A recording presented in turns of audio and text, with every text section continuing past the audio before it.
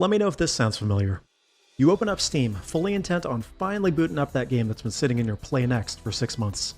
Finally installing that hidden gem you found on page 50 of your discovery queue. Or finally checking out that game your buddy gifted you 2 sales ago. After scrolling for a bit, you decide this sounds like way too much effort, and instead you open up that old faithful that you have hundreds or even thousands of hours in. But what about all those games sitting in your library that you never dusted off? Are any of them worthwhile? Are there any hidden gems lurking just below the surface? Could one of these unexplored titles become one of your new favorites? Like many of you, I find myself in the same situation. I decided it may be fun to try and tackle some of these while also documenting what I find. Maybe this could be entertaining or helpful to those in the same boat as me. Heck, maybe you have a few of these games sitting in your backlog as well. With that in mind, welcome to a new series that I have decided to creatively title Clearing the Backlog. In each episode of this series, we'll explore 3 random Steam games from my personal library.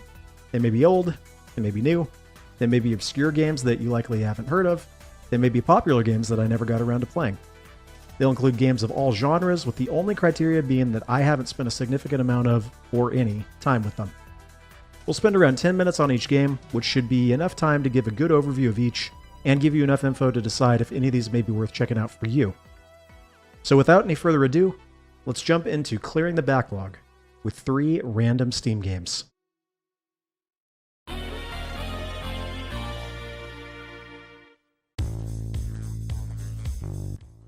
Alright, the first game we'll be covering today is one that helped inspire the idea for the series in the first place. This is Depths of Peril.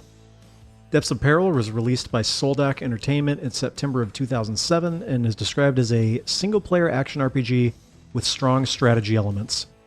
The game sits at very positive review status, with only just over 100 reviews to its name.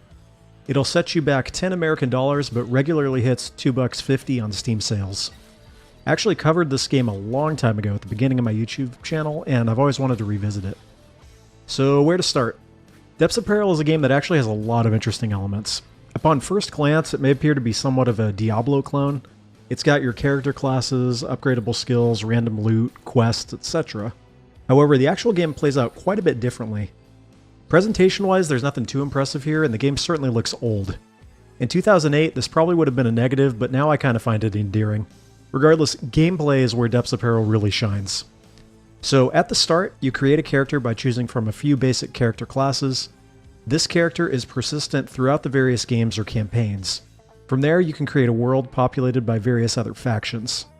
As you journey throughout the world, gain experience, and complete quests, the heroes of the other factions are doing the same thing. So basically, you're going to find yourself competing with other factions both directly and indirectly. And if you're not moving, the rest of the game world still is. In the direct sense, you can declare war on another faction, raid their base, and destroy their lifestone, which will eliminate them from the game. But in the indirect sense, another faction might complete a quest before you do, and prevent you from claiming the rewards. Like I said, this essentially creates a game world that moves with or without your participation, and gives a sense of urgency to all your actions. Take too long, and the NPC factions will grow more powerful and leave you behind. So that brings us to the actual goal of Depths of Peril. Contrary to many similar games, the goal is actually not to finish a set story or quest, but rather to gain supremacy over the game world itself. Essentially, you need to conquer or ally with the other factions. And this is where the unique elements of Depths of Peril really come into play, and where the game proves to be a lot more complicated than it appears at first glance. In addition to running around, upgrading your characters and gear, and increasing your wealth, you also have to balance diplomacy with the other factions. In terms of diplomacy, you can do things like set up trade alliances, gift or trade items, adventure together, and even form non-aggression or mutual protection pacts. You can also do things like spread rumors to weaken other factions or play them against each other. Because each of the factions are performing these actions amongst themselves, and to you, this creates a fairly dynamic world. For example, if a faction is significantly more powerful than you, they may actually try to extort money from you and attack you if you refuse. Of course, you can also do the same back to them. The success of any diplomatic action you go to take depends on not only the faction's relative influence and your relationship to them, but also their status in the game world. So, for example, if you have 2 factions that are warring against each other currently, they would probably be more likely to accept your non-aggression pact. Because of the diplomacy mechanics, there's actually a pretty big potential for emergent stories, if you want to call them that. I played through 2 campaigns prior to recording my thoughts here, and each played out quite differently. So in the first campaign, I really didn't know what I was doing, so another faction quickly pulled ahead, and they wiped out a third faction, putting me even further behind. I basically, by the end of it, was relegated to constantly gifting them any loot that I found in order to increase our relationship.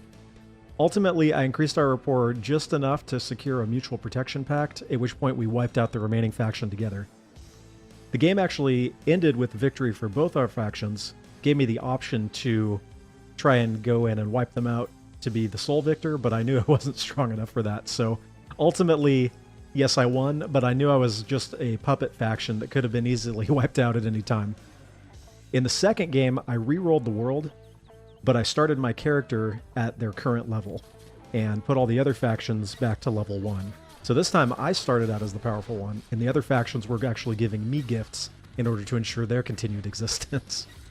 Ultimately, I ended up allying with a smaller faction and sort of getting them to attack the other ones.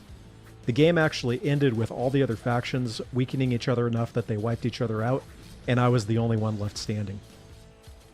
These 2 games took me about 4 hours combined, but granted, that's with me not knowing much of what I was doing. If you really were operating with your eyes on the prize, you could definitely do it much quicker. Or if you really wanted to run around, explore all the areas, and do all the quests and such, it could take much longer.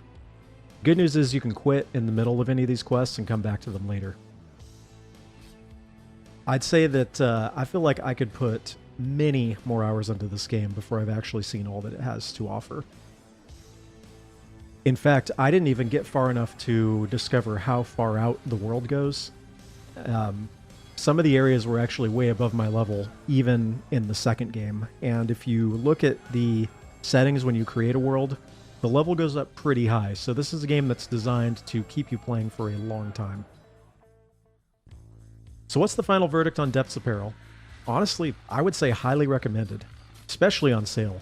For $2.50, you're going to get a ton of playability out of this, as long as, of course, it sounds interesting to you. There's a ton of content here, and I think if you wanted to, this could be one you really get into. Now, I do also think it's important to mention that despite all my glowing praise, I've only played a few rounds of the game, right? So although I've gotten nowhere near the level cap, I haven't even tried out the higher difficulties, etc., it's possible that things become overly repetitive or that it kind of falls apart in the end game. I don't think that's the case, but I didn't really get far enough to tell. Most of the reviews don't seem to bring that up too much, so I think you've got enough here to keep you playing for a long time. I just thought it was only fair to mention. Unfortunately, there's no multiplayer, which would be something that would make this game a lot more compelling. I could see online multiplayer, or LAN, I guess, where the different factions are actually talking to each other in real time and doing the wheeling and dealing that way. That could be pretty entertaining. Unfortunately, it is single player only, but again, I think there's enough here to keep you busy for a really long time, if, of course, it looks interesting to you. Depths of Peril is quirky, unique, and honestly, it's relatively unknown. There is not a lot about this game out there. The developer Soldak Entertainment has made quite a few other games, but I honestly haven't checked any of them out. Might be worth looking into, but I'd say this is probably a good place to start. So basically, the final verdict is highly recommended. If this sounds at all interesting to you, I would check it out. How's that for a first game to cover?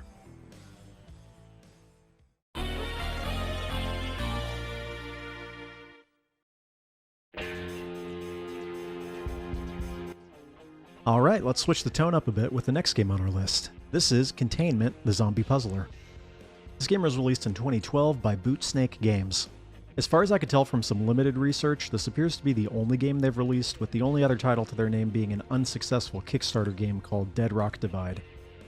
Containment currently sits at very positive review status with just over 100 reviews. This was actually originally an iOS game that was later ported to PC, and in a lot of ways it certainly feels like it. That said, a mobile port doesn't automatically mean something is bad, right? Containment will set you back $5 American, with the sale price hitting about $1.25. That's not bad, but is it actually worth playing at that price? So, my feelings on this one are a little bit more mixed. The game has a few interesting ideas, but I ultimately feel that it fails to deliver. Let's take a look at why that is. So at its core, Containment is a puzzle game, hence the title, that aims to put its own unique spin on the Bejeweled or Match 3 formula. You're not moving jewels, but rather survivors in a zombie apocalypse. Calling it a Match 3 is actually a little bit misleading because rather than matching 3 colors together, the goal is to surround zombies with the matching survivor types, thereby eliminating the zombies. The survivors come in different varieties that are all color-coded. You have police, military, street punks, etc. They don't have any distinct abilities, but you're required to use survivors of the same type to surround and eliminate zombies. Once these survivors attack, they disappear from the field and the columns cycle downward, just like they would in something like Candy Crush. Along the way, you can also gather power-ups that can do things such as eliminate an entire row, target a specific zombie, give your survivors an extra hit point, etc. As you progress, new varieties of zombies will be added to the mix, necessitating that you mix up your strategy. These can be zombies that take multiple hits, zombies that explode on death, zombies that are weak to certain survivor combinations, etc. New elements are added as you progress, but ultimately this is the basic gameplay loop. So in terms of presentation, Containment is a little bit of a mixed bag. It does some things well. For example, in between levels, the stage scrolls seamlessly to the next level, and it tells you a continuing narrative about the survivors making their way out of an infected city. This is pretty neat in theory, and probably the most interesting aspect of Containment. But unfortunately, the story is ultimately so generic that it fails to have any real impact, and I never really found myself looking forward to what would happen next. Containment also suffers from the low fidelity of its presentation. Everything is a bit too dark, and none of the designs really stand out. This was a mobile game from the early 2010s, so I wasn't expecting something to graphically blow me away, but a distinctive art style would have made a lot of difference here. As it stands, nothing here is necessarily bad, but also nothing here is really memorable. On a somewhat positive note, the voice acting isn't bad. The survivors have their own little quips and catchphrases when eliminating zombies that, although not particularly memorable, didn't really get annoying in my time playing, so that's something. The music is pretty generic, but again, doesn't really grate on the nerves or anything. Overall, in terms of presentation, I'd say Containment misses several opportunities to put forward something exceptional, and really that probably could have helped carry the overall game. So the presentation is decent, if not exceptional. Unfortunately, I think the gameplay is ultimately flawed to the point that it would keep me from recommending Containment to most players.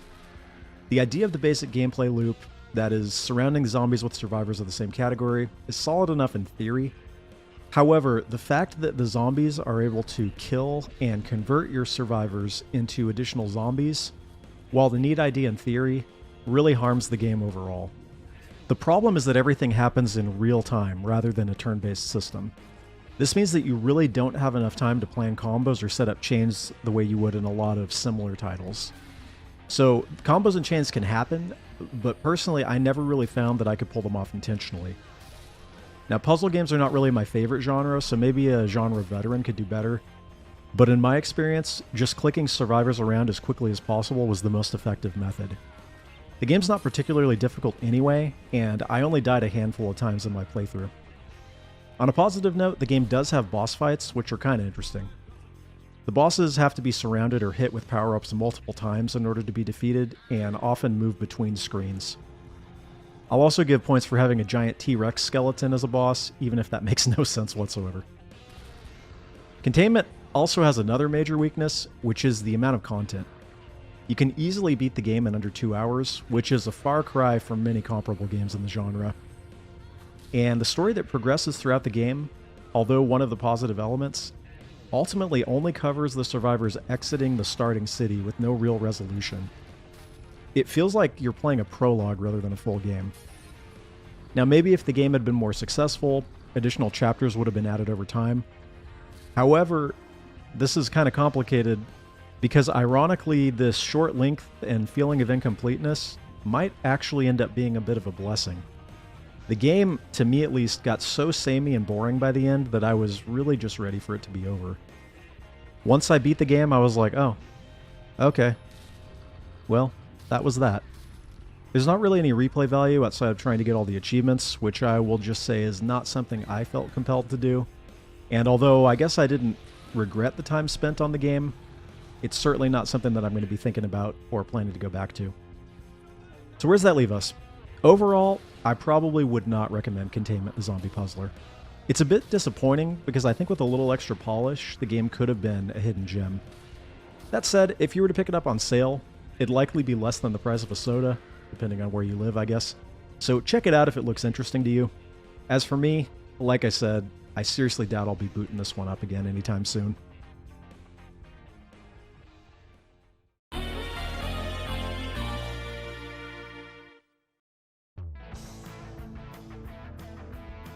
Last, but probably not least, we'll be taking a look at Kannagi Usagi. This game was released in November of 2023 by Tonoji, whom I believe is a solo developer. The price is right at the low cost of free, and the game currently sits at overwhelmingly positive reviews. Kannagi Usagi is described as sword fight action dedicated to boss battles. Essentially, Kannagi Usagi is a boss rush of 7 stages plus a hidden stage for 8 total. Although there's enough content here for maybe an hour or two, the game can be beaten in about 20 minutes. And I would call it essentially more of a tech demo than a full game, to be honest. Still, that's not really a criticism when the game is offered for free, and as we'll discuss, is well worth your time, at least in my opinion. Okay, so you've seen a little bit of footage in the background. Let's discuss the elephant in the room. As you can probably tell, Kannagi Usagi is a Sekiro clone, and I do mean clone, with a cutesy anime coat of paint. The mechanics are nearly identical.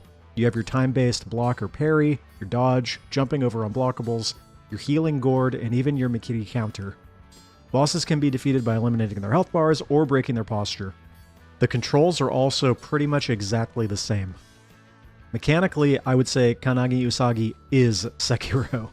However, this is intentional, with the developer basically trying to get as close to the Sekiro gameplay as possible, and in that sense, Kannagi Usagi is incredibly successful. Now, I won't say it's 100% as fluid and effective as Sekiro, but really, it's probably close to 90 or 95%, which in itself is crazy.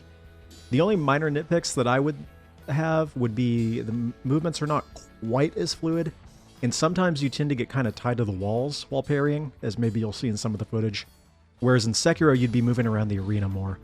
Still, if you're someone who's only played a bit of Sekiro, you probably wouldn't even be able to tell the difference. All in all, I gotta say, it's incredibly impressive how close it is.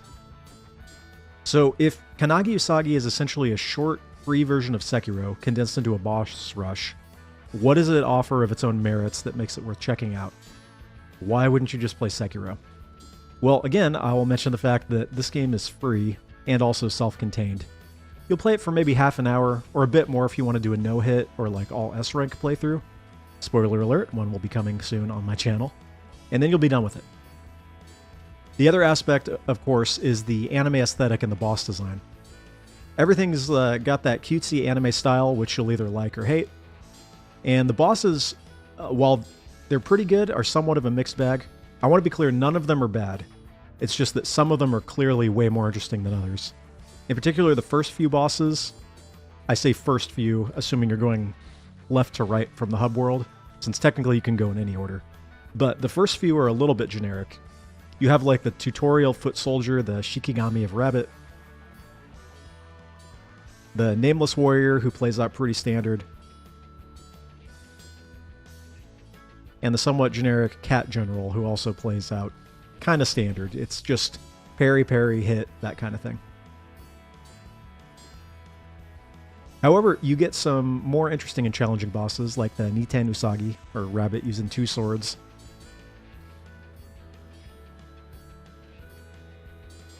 the Oni girl, the little demon who wields a giant sword, and the puppet maiden who is literally the corrupted monk, and also, oh my gosh, her mask just came off, best girl! Anyways, where was I going with this? Oh yeah, so once you get past the couple more generic bosses, most of them have some sort of aspect that makes their particular fight unique. So for example, the little demon has got this giant sword, right? She has these big swings that often knock you away. Sometimes she has openings actually in between her swings where you can hit her between parries. The Niten Usagi has these long combos that involve swinging both swords at the same time, so the parry timing is a little bit different. Instead of doing like the block, block, block, you might be going block, block, block, block, block, block, if that makes sense. And then there's the Guard of Mist, who has several unblockables that are kind of designed to trip you up. So she'll appear to spin before executing a stab, or appear to line up a thrust before actually doing a spin, meaning that you really have to pay attention and kind of override your muscle memory. So stuff like that is pretty interesting. The bosses, I would say, obviously with a slightly different aesthetic, would not be all that out of place were they to actually appear in Sekiro. Maybe they wouldn't be like the mainline bosses, but as a mini-boss, and yeah, for a couple of them, maybe even as a full boss, would not be out of place at all. And again, I just want to reiterate, I can't say enough how impressive that is, especially for what I believe is a solo developer. So where does that leave us in regards to Kannagi Usagi? I gotta say, highly recommended. It's free, it's short, and I thoroughly enjoyed my time with it. I'm not going to go back and play it all the time. I may never go back and play it again. But for a free, self-contained proof of concept, you really couldn't ask for much more. I'd be quite interested to see if Tonnoji actually develops a full game at some point. Now, probably it wouldn't be this game expanded because this is literally Sekiro. But you could take that skill in emulating what Sekiro did and maybe adapt it a little bit to create something different. That said, I don't think this developer has done anything else. I'd have to double check again, but yeah, definitely would be worth looking into. So ultimately, I'd have to say, if Kannagi Usagi looks at all interesting to you, check it out. It's not going to cost you any money, and it's only going to cost you a little bit of your time. So yeah. Oh, by the way, before we go, I wanted to go ahead and slip in just a random, incredibly controversial statement for no other reason than the fact that I can. If you watch my channel for a while, you know I'm a huge Souls fan and FromSoft fan in general. Several thousand hours between Dark Souls 1 through 3, Demon Souls, Elden Ring, Sekiro. Love the Armored Core games and even put a bit of time into some of From's more obscure titles. And all that to say, I personally think Sekiro might be FromSoft's best game. In fact, why not? Let's make it a statement. I think Sekiro is FromSoft's best game. Now feel free to drop your hate comments and possibly death threats in the section below. Anyways, that's neither here nor there. Go check out Kannagi Usagi. It's great.